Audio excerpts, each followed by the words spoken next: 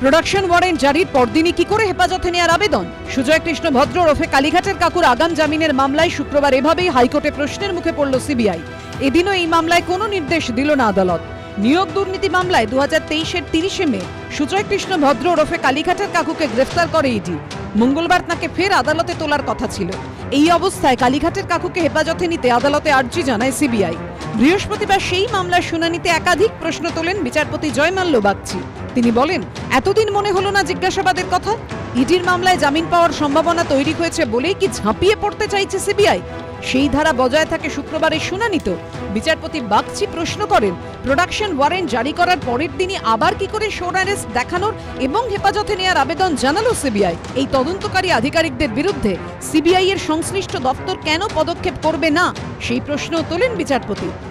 সম্পূর্ণ আদালতের বিষয় এবং সেখানে মাননীয় মহামান্য বিচারপতি জয়মাল্য বাগচি এবং তার ডিভিশন বেঞ্চ যে প্রশ্ন করেছে সেই প্রশ্নগুলো তো কেন্দ্রীয় এজেন্সিকে জবাব দিতে হবে। তো যারাই হোক, এটা আইনের বিষয়, কিন্তু যদি কাউকে আটকে রাখাটা উদ্দেশ্য হয় এবং তাতে যদি কোনো ফাঁক দেখা যায় এবং আদালত যদি সেই ফাঁকটা অবজার্ভ করে কোনো প্রশ্ন করেন, তাহলে তার উত্তর দিতে হবে। বিচারপতি মৌখিক নির্দেশ দেন, সিবিআই এই মামলায় কিছু করবে না।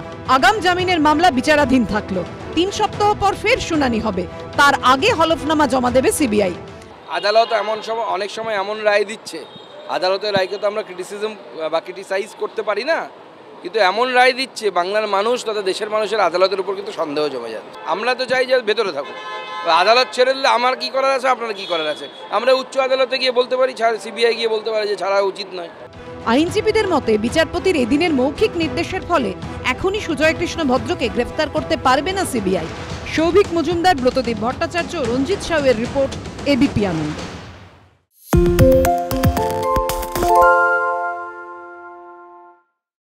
সত্য অন্তহীন, সত্যের খোঁজও তাই, সত্য সন্ধানে তাই আমরা অক্লান্ত, অকুতভয়। এবিপি আনন্দ নতুন ভাবনার প্রতীক, যা মনে মুক্ত, তথ্যে যুক্ত এবং যাবতীয় সীমানার বাঁধন থেকে মুক্ত। সীমা না শব্দটির মধ্যেই লুকিয়ে আছে মানা শব্দটি, যেন চোখ রাঙানি এক অদৃশ্য বেড়াজাল, যা আটকে রাখে আমাদের এক ছোট্ট গণ্ডির মধ্যে। একমাত্র সঠিক খবরই গড়ে তুলবে এক মুক্ত সমাজ। সেই জগৎ গড়ার লক্ষ্যে কোনো সীমানার ঠুকুটি আমরা মানব না। এবিপি আনন্দ এগিয়ে থাকে, এগিয়ে রাখে। তাই নাকি? বাংলা গুজব চায় না, বাংলা খবর চায়। বাংলা খবর, বাংলার খবর। বাংলা ঝামেলা চায় না, বাংলা খবর চায়। বাংলা খবর, বাংলার খবর। বাংলা চেঁচামেচি চায় না, বাংলা খবর চায়। বাংলা খবর, বাংলার খবর।